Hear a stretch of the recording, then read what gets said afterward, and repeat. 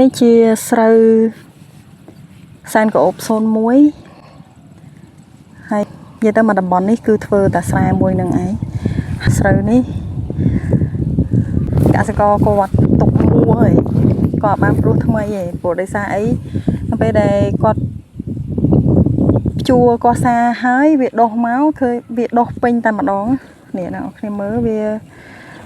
ពេញស្រែតែម្ដងទៅក៏គាត់សាឡបងថាមើលថា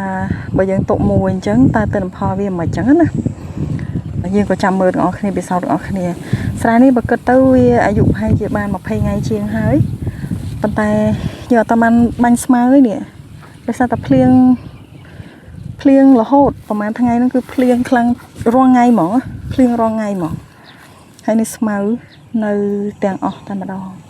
ហើយវាឡើងពណ៌រាងក្រហមហើយព្រោះដោយសារតែយើងអត់បានបាជីវាទេគិតថារងចាំនៅពេលដែលយើងអញខាងស្មៅរួចហើយទើបយើងចាប់ផ្ដើមបាជី